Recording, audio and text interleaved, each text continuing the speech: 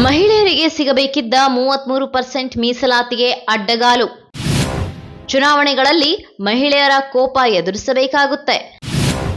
Congress, TMC, DMK, SP ವಿರುದ್ಧ ಶಾ ಭವಿಷ್ಯ.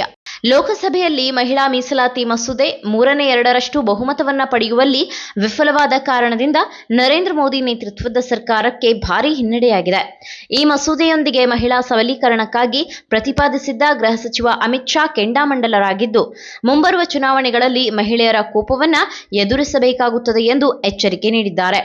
Congress, TMC, DMK ಮತ್ತು ಸಮಾಜವಾದಿ ಪಕ್ಷದ ವಿರುದ್ಧ ಅವರು ವಾಗ್ದಾಳಿ ನಡೆಸಿದ್ದಾರೆ.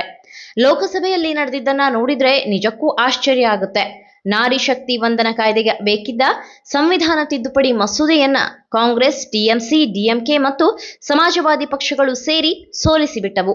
ಮಹಿಳೆಯರಿಗೆ ಸಿಗಬೇಕಿದ್ದ 33% ಮೀಸಲಾತಿಗೆ ಅಡ್ಡಗಾಲು ಹಾಕಿದರು. ಆ ಮಸೂದೆ ಸೋಲುತ್ತಿದ್ದಂತೆ ಅದನ್ನ ಅವರು ಸಂಭ್ರಮಿಸಿದ್ದು, ಜೈಕಾರ ಹಾಕಿದ್ದು ನೋಡಿದ್ರೆ ತುಂಬಾನೇ ಬೇಸರ ಆಗುತ್ತೆ. ನಮ್ಮ ದೇಶದ ಮಹಿಳೆಯರಿಗೆ ಲೋಕಸಭೆ ಮತ್ತು ವಿಧಾನಸಭೆಯಲ್ಲಿ ಸಿಗಬೇಕಿದ್ದ ಮೀಸಲಾತಿ ಹಕ್ಕು ಕೈತಪ್ಪಿ ಹೋಗಿದೆ.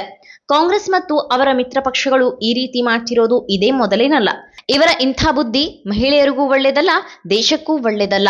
ವಿರೋಧ ಪಕ್ಷದವರ ವಿರುದ್ಧ ಮಹಿಳೆಯರ ಸಿಟ್ಟು ಹೇಗಿರುತ್ತೆ ಎಂಬುದನ್ನ 2029ರ ಲೋಕಸಭೆ ಚುನಾವಣೆಯಲ್ಲಿ ಅಷ್ಟೇ ಅಲ್ಲ, ಮುಂದಿನ ಪ್ರತಿ ಚುನಾವಣೆಯಲ್ಲೂ ಅನುಭವಿಸಬೇಕಾಗುತ್ತದೆ ಎಂದು ಕೇಂದ್ರ ಗೃಹ ಸಚಿವ ಅಮಿತ್ ಶಾ ಎಕ್ಸ್ನಲ್ಲಿ ಪೋಸ್ಟ್ ಮಾಡಿದ್ದಾರೆ. ವಿರೋಧ ಪಕ್ಷಗಳಿಂದಾಗಿ ದೇಶದ ಮಹಿಳೆಯರಿಗೆ ಲೋಕಸಭೆ ಮತ್ತು ರಾಜ್ಯ ವಿಧಾನಸಭೆಗಳಲ್ಲಿ 33% ಮೀಸಲಾತಿ ನೀಡುವುದಿಲ್ಲ. ನಾರಿ ಶಕ್ತಿಗೆ ಮಾಡಿದ ಈ ಅವಮಾನ ಇಲ್ಲಿಗೆ ನಿಲ್ಲುವುದಿಲ್ಲ ಎಂದು ನಾನು ಅವರಿಗೆ ಹೇಳಲು ಬಯಸುತ್ತೇನೆ. ಪ್ರತಿ ಚುನಾವಣೆಯಲ್ಲೂ ಮತ್ತು ಪ್ರತಿಯೊಂದು ಸ್ಥಳದಲ್ಲೂ ಮಹಿಳೆಯರ ಕೋಪವನ್ನ ಎದುರಿಸಬೇಕಾಗುತ್ತದೆ ಎಂದು ಅಮಿತ್ ಶಾ ಎಚ್ಚರಿಸಿದ್ದಾರೆ.